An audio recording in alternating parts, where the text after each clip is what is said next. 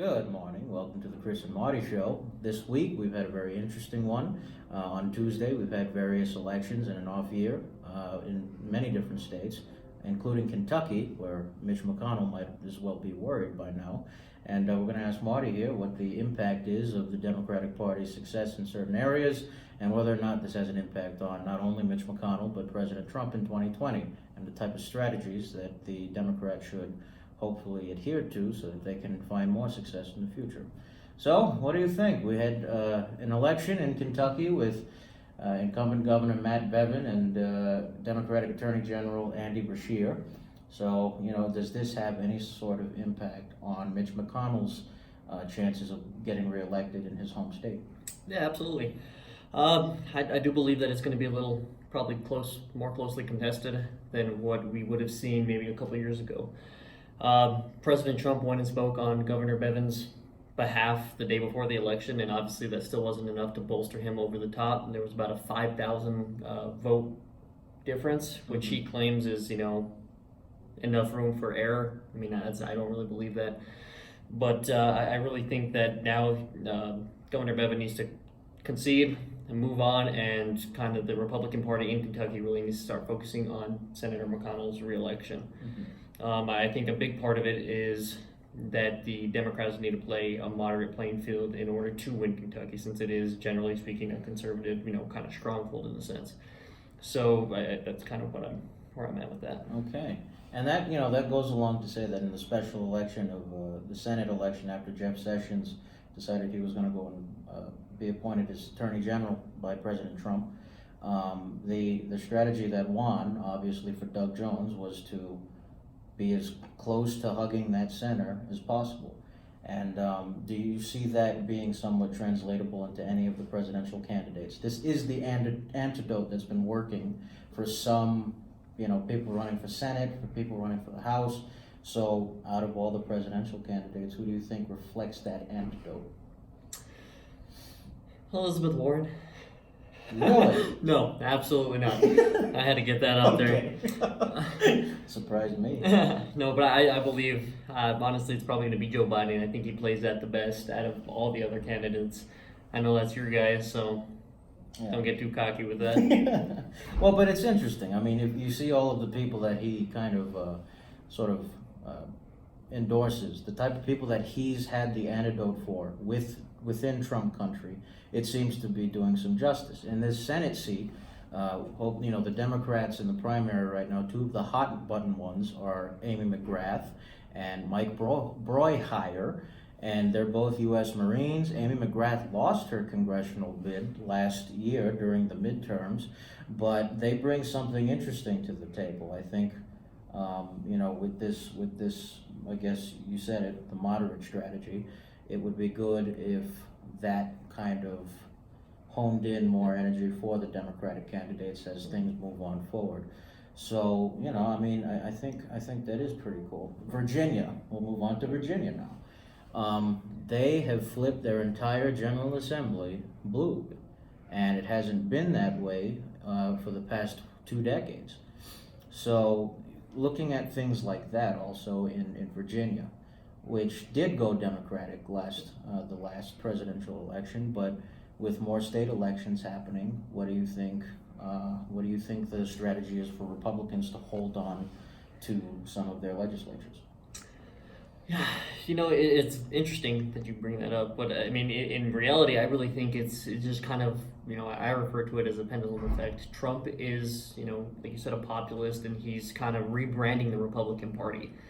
So I think for the time being, what's going to happen is we're going to see these conservative legislatures swing left until they come back, and it might take, close to a decade for it to finally strike a happy medium to where it's probably a little more centrist again.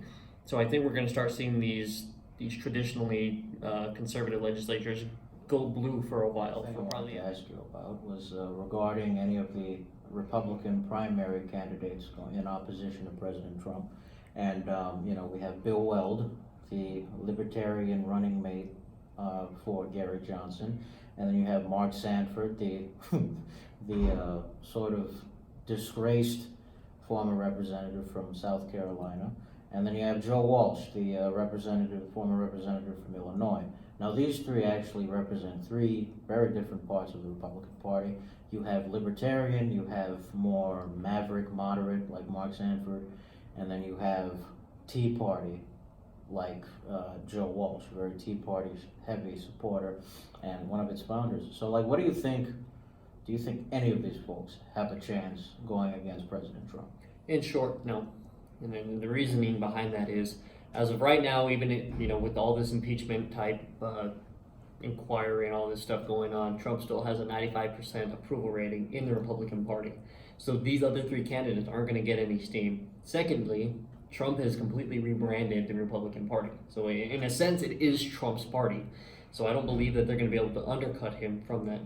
Mm-hmm. Even if, for history's sake, looking at all of the incumbent people who have ran for re-election, who've gotten primary opponents, you think that history is set, with Jimmy Carter dealing with Ted Kennedy for a running mate, President Eisenhower dealing with Estes Kefauver, people like that. Do you think it has any impact on the incumbent president who's trying to run for re-election? I think that, if they're incumbent, at least within their party, unless there's some drastic, numbskull. That took my word, that they're locked in for the most part. Their party has to unify behind them and support that. Yeah, and it's something that the Republican Party does very well. Because it's more homogenous, they can rally around somebody and actually fall in line with the entirety of that person's message and the platform shifts and all of that. So that's interesting. I can't see anything going wrong in his court with the Republican Party. The thing I wanted to ask you about was the situation regarding Trump declaring somewhat of a pseudo declaration on the cartels in Mexico. Now, tell me what's going on, what's the situation, and how do we move on from here? Well, in short, a family was murdered on the Chihuahuan and Sonoran border. An LDS family was flat out murdered in the middle of the day. It was a shootout in the street, and they were just massacred. The casualties, there was 9 of them, 9 killed, and the date age range was 2 8-month-olds all the way up to I believe a 43-year-old. Oh, wow. And they were killed in cold blood, in short, and it's disgusting. It truly is.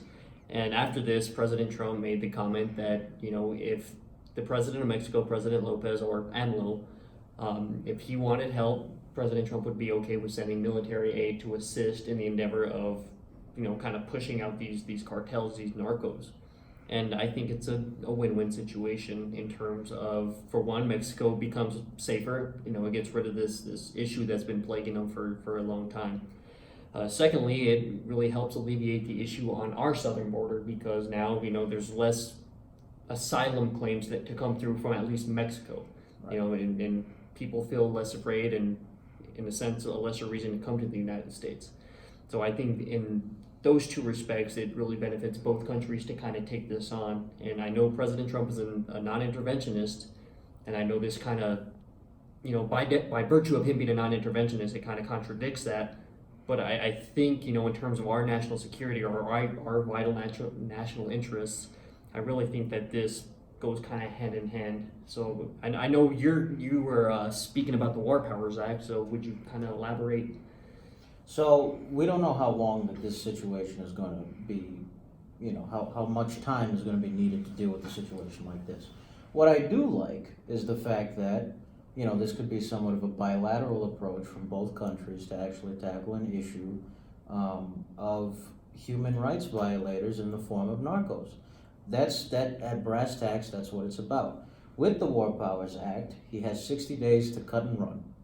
Okay? Now, if this leads to the point where the president of Mexico is requesting help, then Congress wants to formalize a declaration of war against a specific group in Mexico, then that by all means is legitimate. Right.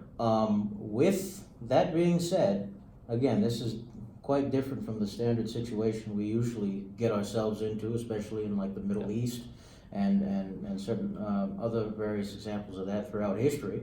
But we'll see how long this takes. But at the end of the day, I think it would be a good bilateral effort for both countries to come together and deal with this threat that threatens a lot of us, apparently, you know? So, And I think nationally, in terms of just the United States, I think this is a really good bipartisan opportunity for both Democrats and Republicans alike to get along and say, well, this is wrong, regardless of what your ideology is. This is something to kind of help some people that are feeling oppressed in Mexico. And this is really what, a point I really want to hammer, because I know President Lopez had went out and spoke and in reference to President Trump's comment. He said he does not want a war. To me, that's just disgusting. He kind of vouches for the cartels and wants to avoid that. And I get it. War is not good for a country. It's expensive and there's bloodshed, absolutely, and there's civilian casualties in every war. It's an inevitability. But at the end of the day, in terms of the overall interest of Mexico, I cannot believe the president of Mexico actually said something like that, of let's just let them do what they want. To me, that is disgusting. There's been bloodshed of innocent people, and that needs to end.